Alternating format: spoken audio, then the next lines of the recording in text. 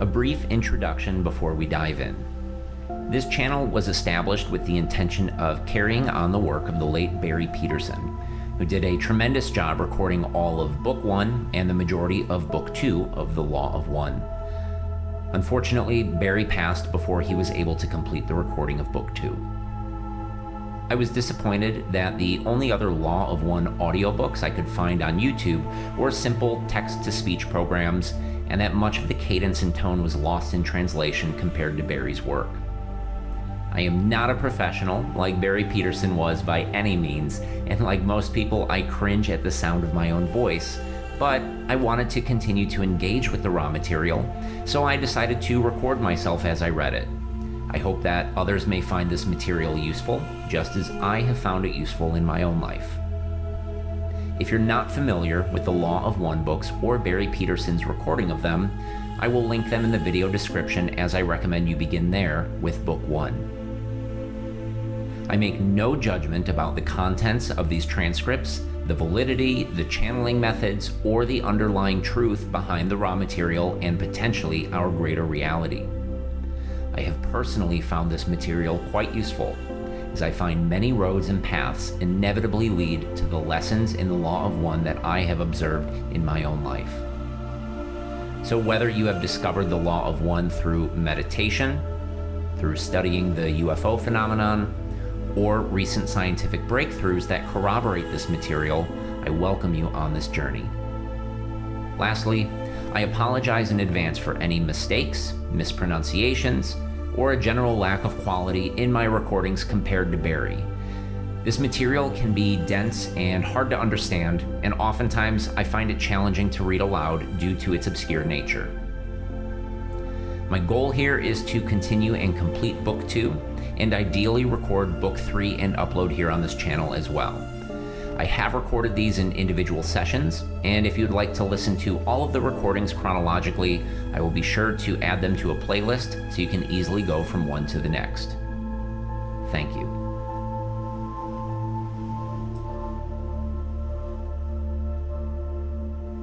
The Law of One, Book 2, Session 42, March 22nd, 1981. Ra, I am Ra. I greet you in the love and in the light of the one infinite creator. We communicate now. Questioner, I'm going to make a statement and ask you to comment on its degree of accuracy. I'm assuming that the balanced entity would not be swayed either towards positive or negative emotions by any situation which he might confront. By remaining unemotional in any situation, the balanced entity may clearly discern the appropriate and necessary responses in harmony with the Law of One for each situation.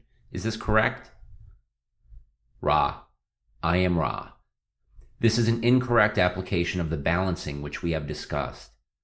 The exercise of first experiencing feelings and then consciously discovering their antitheses within the being has as its objective not the smooth flow of feelings, both positive and negative, while remaining unswayed, but rather the objective of becoming unswayed.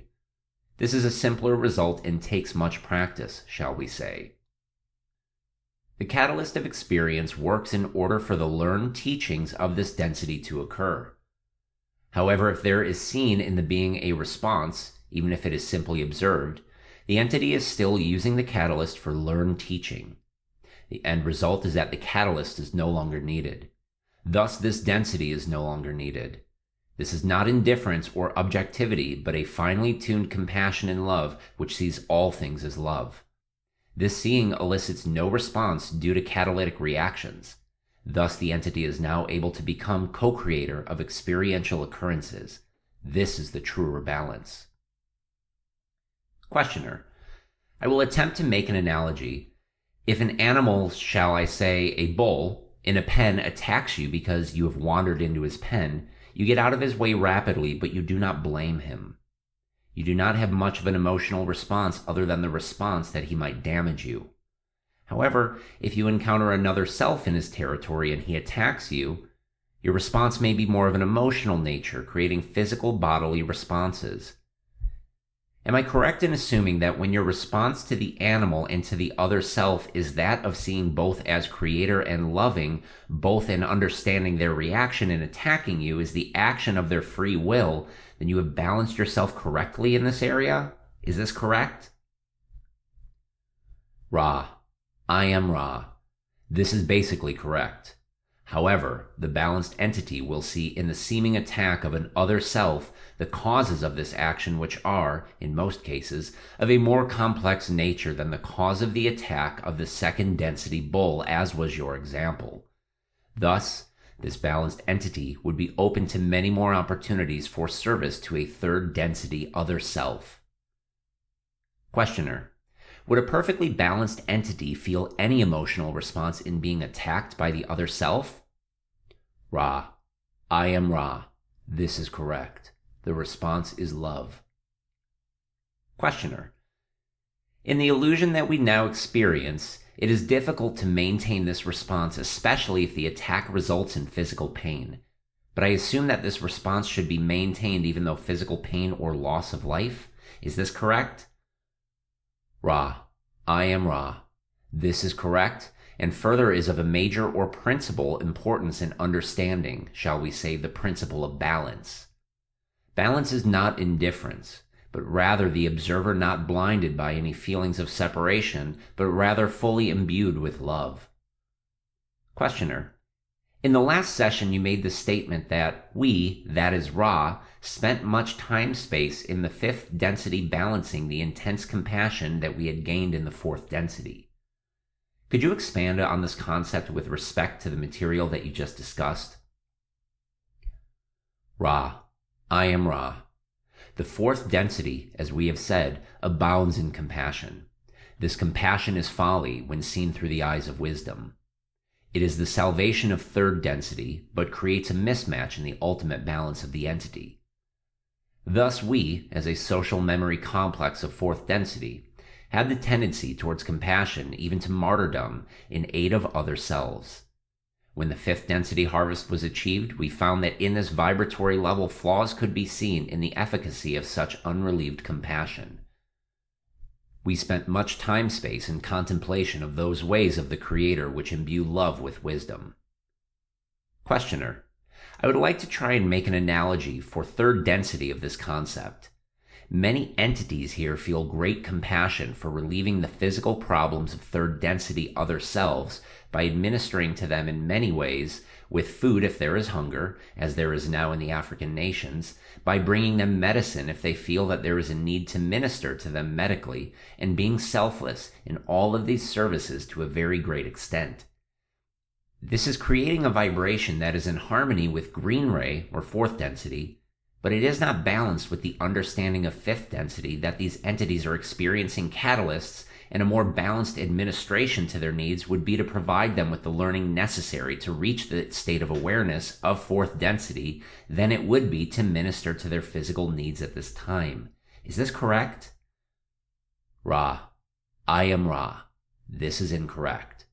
To a mind-body-spirit complex which is starving, the appropriate response is the feeding of the body. You may extrapolate from this.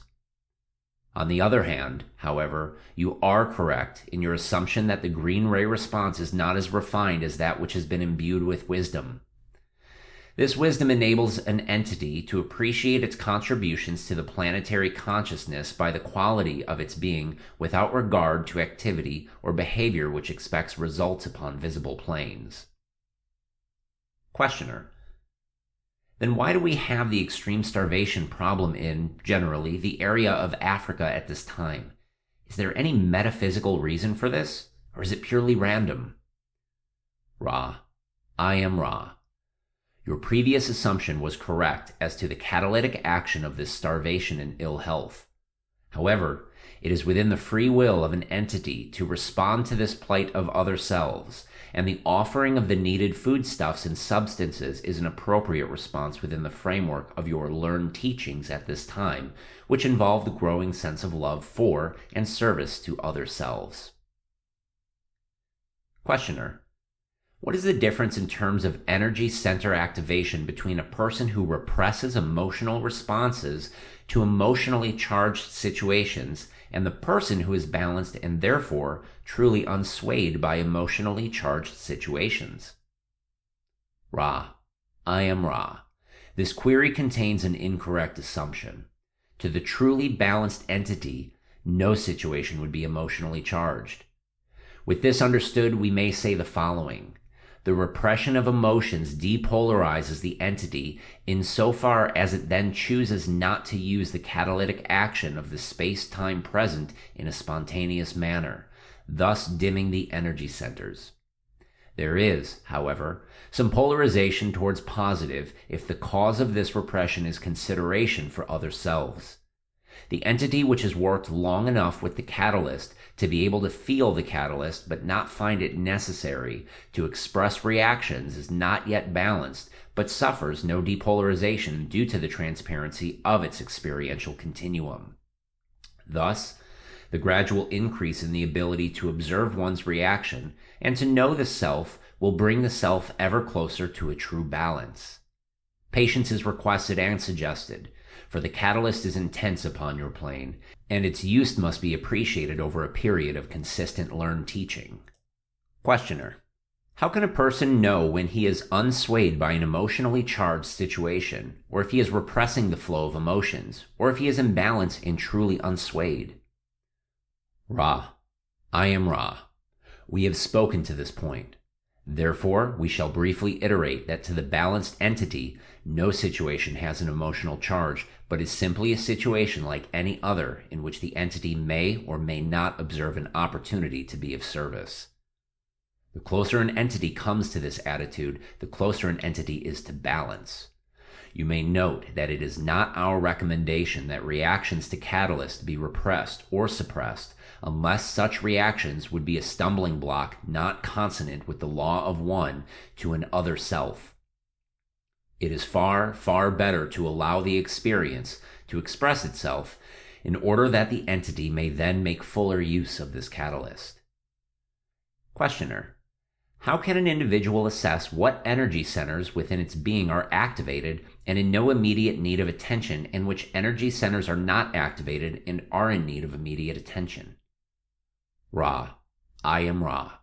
The thoughts of an entity, its feelings or emotions, and least of all its behavior are the signposts for the teaching learning of self by self. In the analysis of one's experiences of a diurnal cycle, an entity may assess what it considers to be inappropriate thoughts, behaviors, feelings, and emotions. In examining these inappropriate activities of mind, body, and spirit complexes, the entity may then place these distortions in the proper vibrational ray and thus see where work is needed.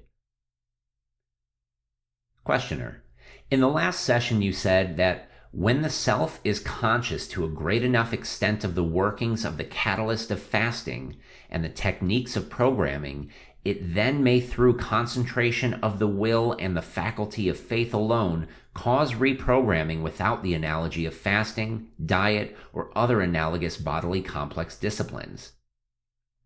What are the techniques of programming which the higher self uses to ensure that the desired lessons are learned or attempted by the third density self?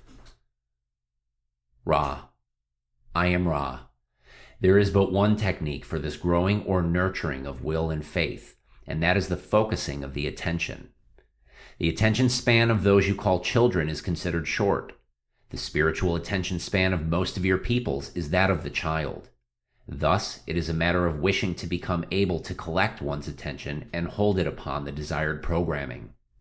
This, when continued, strengthens the will. The entire activity can only occur when there exists faith that an outcome of this discipline is possible. Questioner.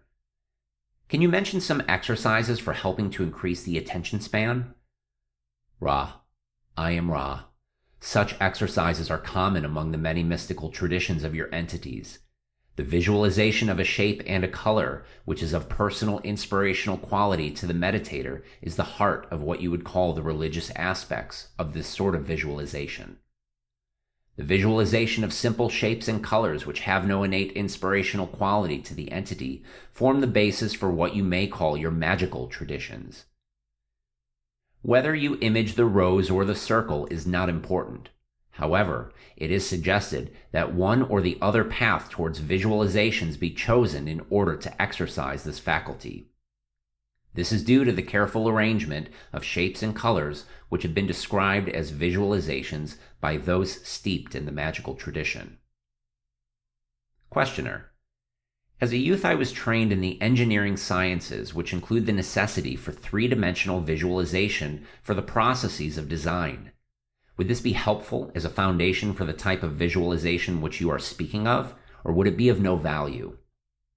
Ra, I am Ra. To you, the questioner, this experience was valuable. To a less sensitized entity, it would not gain the proper increase of concentrative energy. Questioner: Then the less sensitized entity should use... What should he use for the proper energy? Ra, I am Ra. In the less sensitized individual, the choosing of personally inspirational images is appropriate, whether this inspiration be the rose, which is of perfect beauty, the cross, which is of perfect sacrifice, the Buddha, which is the all-being in one, or whatever else may inspire the individual. Questioner: Using the teach-learning relationship of parent to child, what type of actions would demonstrate the activation of the energy centers in sequence from red to violet? Ra, I am Ra. This shall be the last full query of this working. The entity, child or adult as you call it, is not an instrument to be played.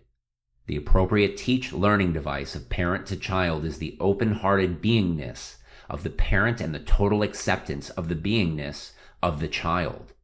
This will encompass whatever material the child entity has brought into the life experience in this plane. There are two things especially important in this relationship other than the basic acceptance of the child by the parent.